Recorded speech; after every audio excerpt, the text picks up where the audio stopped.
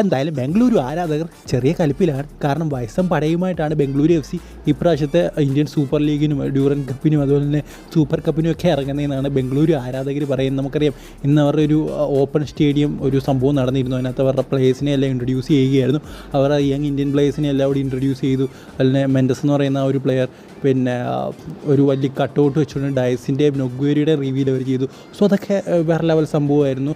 പക്ഷേ ആരാധകർ പറയുന്നൊരു കാര്യം എന്ന് പറയുന്നത് ഇതൊരു വയസ്സൻ പടയാണെന്നാണ്. അവർ ചെയ്ത സംഭവങ്ങളെല്ലാം നല്ലതാണ്. പക്ഷേ ഈ ഒരു പ്ലേയേഴ്സിനെ സൈൻ ചെയ്ത രീതി, ഇപ്പോൾ സുനിൽ ഛേത്രി ആണെങ്കിലും മെൻഡസ് ആണെങ്കിലും പെരേര ഡയസ് ആണെങ്കിലും നൊഗ്വേരി ആണെങ്കിലും ഇവരെല്ലാം ഏതാണ്ട് 33 വയസ്സിന്, അതായത് 34, 35, ഛേത്രിയുടെ പ്രായം നമുക്കറിയാം 39. സോ അത്ര വലിയ പ്രായമുള്ള താരങ്ങളാണെന്ന് പറഞ്ഞുകൊണ്ടാണ് ആരാധകർ കുറ്റമൊന്നും പറയുന്നില്ല, അവർക്ക് ചെറിയ ടെൻഷനുണ്ട്. അതിൻ്റെ പേരിൽ അവർ വലിയ രീതിയിൽ ടെൻഷൻ അടിക്കേണ്ട കാര്യമൊന്നുമില്ലെന്നാണ് എനിക്ക് തോന്നുന്നത്. കാരണം അവർ സൈൻ ചെയ്തിട്ടുള്ളതെല്ലാം ക്വാളിറ്റി പ്ലേയേഴ്സാണ്. മെൻഡസ് ആണെങ്കിലും പെരേര ഡയസ് ആണെങ്കിലും നൊഗ്വേരി ആണെങ്കിലും സുനിൽ ഛേത്രി ആണെങ്കിലും സ്റ്റിൽ അദ്ദേഹത്തിന് ആ ഒരു ക്വാളിറ്റി ഉണ്ടെന്നാണ് ഞാൻ വിശ്വസിക്കുന്നത്. സോ ഇവരെല്ലാവരും ആണെങ്കിലും അത്യാവശ്യം നല്ല ക്വാളിറ്റി പ്ലേയേഴ്സ് തന്നെയാണ്. വയസ്സം പടയാന്ന് പറഞ്ഞുകൊണ്ട് നമുക്ക് ഒരിക്കലും അവർ തള്ളിക്കളയാൻ സാധിക്കില്ല. അതായത് ഒരു സമയത്ത് അത് ക്രിക്കറ്റ് ആണെങ്കിൽ പോലും ചെന്നൈ സൂപ്പർ കിങ്സിനെ വയസ്സം പടയെന്ന് പറഞ്ഞാൽ എല്ലാവരും കളിയാക്കി. ആ ഒരു സീസണിലെ കപ്പ് അവർ സ്വന്തമാക്കി.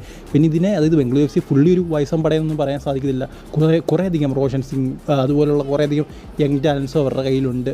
പക്ഷേ ഇതൊരു ഫോറിൻ താരങ്ങളുടെ കാര്യത്തിലുള്ള ഒരു പ്രശ്നമായിരിക്കും അവർ ഈ പറയുന്നത്. ഇപ്പോൾ ജോബിനോവിച്ച് നമുക്കറിയാം 36 വയസ്സുണ്ട്. ഇത് നിലനിർത്തത്തില്ലെന്നാണ് എനിക്ക് തോന്നുന്നത്. എന്തായാലും അത്രയും വയസ്സുള്ള താരങ്ങളെയാണ് അവർ സൈൻ ചെയ്യുന്നത് പറഞ്ഞുകൊണ്ട് ധാരാളം പ്രശ്നങ്ങൾ നടപ്പുണ്ട്. എന്തായാലും അതൊന്നും കാര്യമാക്കേണ്ട കാര്യമില്ലെന്നാണ് എനിക്ക് ബംഗളൂരു FC ആരാധകരോട് പറയാനുള്ളത്. എന്തായാലും അവർ തന്നെയാണ് ഈ ഒരു പ്രശ്നം ഒക്കെ എടുത്ത് പറഞ്ഞുകൊണ്ടിരിക്കുന്നത്.